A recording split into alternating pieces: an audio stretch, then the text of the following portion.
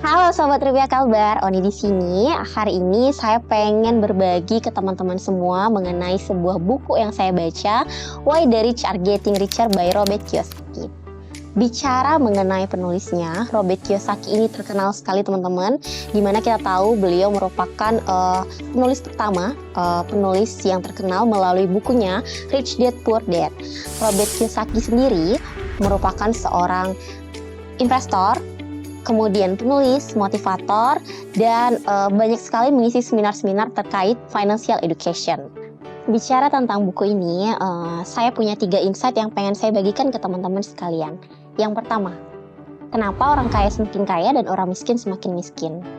Buku ini mengajarkan kita tentang financial education, di mana ketika kita menjadi orang kaya, kita pasti akan mengeluarkan uang kita atau berhutang untuk sesuatu yang berguna. Contohnya, orang kaya akan menggunakan hutangnya untuk membeli aset atau melakukan investment ke bidang yang memang mereka geluti atau mereka sukai. Sedangkan orang yang tidak belajar financial education, mereka cenderung akan flexing. Jadi contohnya banyak sekali kita lihat orang-orang berhutang sana-sini memamerkan kekayaan yang sebenarnya kekayaan itu hanya sifatnya semu. Jadi membeli barang branded, membeli handphone yang mungkin tidak sesuai dengan kebutuhan, semata-mata hanya untuk terlihat wow di mata masyarakat. Tapi dari buku ini kita belajar bahwasanya ketika kita mempunyai uang lebih, uang tersebut bisa kita investasikan untuk sesuatu yang akan bermanfaat di waktu yang akan datang. Itu. Insight kedua, ini part yang saya suka dari buku ini. Jadi Robert Kiyosaki meyakinkan pada kita bahwa untuk mengubah nasib dibutuhkan 4 hal dalam hidup ini, yaitu spiritual, mental, fisik, dan emosi. Saya suka di bagian spiritual, dijelaskan bagaimana sehebat apapun kita, sekaya apapun kita tetap perlu Tuhan di dalamnya. Jadi sebagai manusia, hal yang kita lakukan di dunia ini tentu tidak terlepas dari campur tangan Tuhan. Jadi untuk itu spiritual menjadi landasan utama kenapa nasib sebagai manusia itu bisa berubah. Poin kedua, yaitu keadaan mental. Mental yang sehat akan mengantarkan kita untuk menjadi pribadi yang sehat juga. Semua itu diawali dari mental, karena ketika mental kita sehat, pikiran kita juga akan ikut sehat dan segala sesuatunya akan bertumbuh dan berkembang sebagaimana mestinya. Jadi sering-sering ataupun kita boleh nih improve diri kita untuk membaca terkait kesehatan mental, karena seringkali tanpa kita sadari faktor dari luar ataupun dari dalam akan mempengaruhi kesehatan mental kita. Karena banyak sekali yang saya dengar saat ini adalah sedikit-sedikit orang akan membahas terkait mental health. Padahal memang itu penting, karena keadaan mental yang sehat akan mempengaruhi pola kita, pola berpikir, dan bagaimana kita akan bekerja sebagaimana mestinya. Yang ketiga, fisik yang sehat.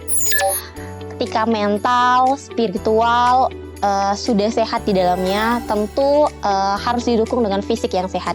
Jadi Robert Kiyosaki mengajarkan kita bahwa ketika kita menjalankan sebuah usaha atau kegiatan, hal itu pasti akan didorong dengan keadaan fisik yang kuat. Fisik yang kuat didapat dari apa? Dari mental dan spiritual. Karena kedua hal ini campur di dalamnya adalah fisik yang kuat, merupakan hal yang tidak bisa dipisahkan dari diri kita.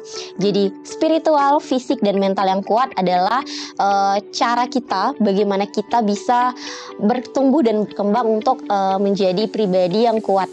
Selanjutnya adalah emosi. Jadi ketika keadaan kita sudah oke dari dalam nih teman-teman, emosi juga akan berpengaruh di dalamnya.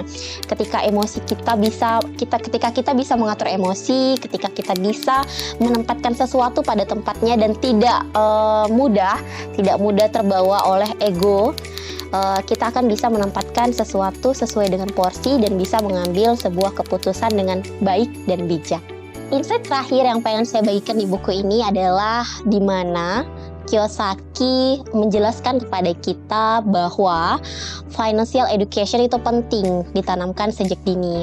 Karena sejauh ini, bahkan sampai detik ini, kita masih diakari, ditumbuhkan pemikiran mengenai bahwa manusia layaknya harus sekolah, bekerja, mencari uang, dan berinvestasi. Jadi, dalam buku ini kita masih ditanamkan oleh orang tua 4 hal tadi. Dalam buku ini, Kiyosaki memaparkan bahwa manusia harus bisa dan pasti bisa masuk ke dalam kuadran B, di mana kuadran B ini sendiri merupakan kuadran investor atau pengusaha yang dimana kita bisa memulainya dari awal secara bersama-sama. Tapi kita ditekankan nih dari awal teman-teman, ditekankan sampai dengan hari ini, mungkin dari orang tua ataupun dari sekeliling kita, bahwa sebenarnya nih kamu cocoknya nih di kuadran E dan tidak berkembang. Dalam buku ini kita diajarkan financial education, menjadi pribadi yang bisa bertumbuh dan berkembang seperti yang insight 2 tadi saya sampaikan. Di buku ini pula kita diajarkan bagaimana kita bisa melampaui batas dari yang sebenarnya kita tidak bisa. Jadi buku ini menarik untuk teman-teman yang pengen tahu tentang financial education. Saya kenapa hanya membagikan 3 insight di dalamnya, karena saya pengen nih mengajak teman-teman untuk menggali dan membaca lebih lanjut mengenai buku ini, karena menurut saya buku ini cocok dan pas untuk teman-teman baca.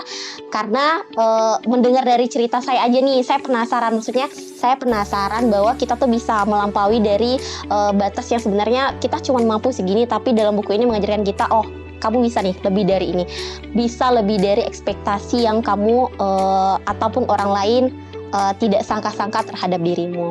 Untuk itu teman-teman langsung saja baca bukunya, ada di perpustakaan BI Kalbar.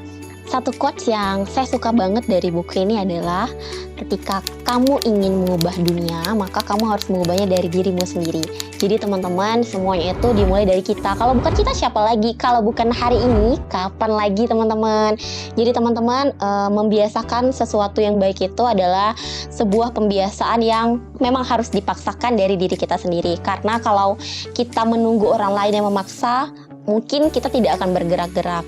Jadi semuanya harus sesuai dengan kemauan kita, sesuai dalam artian paksaan yang harus kita mulai dari hari ini, karena paksaan itu tidak semuanya diartikan secara negatif. Teman-teman, untuk tahu lebih lanjut tentang buku ini, silahkan mampir ke perpustakaan BI Kalbar ya. Terima kasih sudah menyaksikan review buku hari ini. Sampai berjumpa di review buku selanjutnya.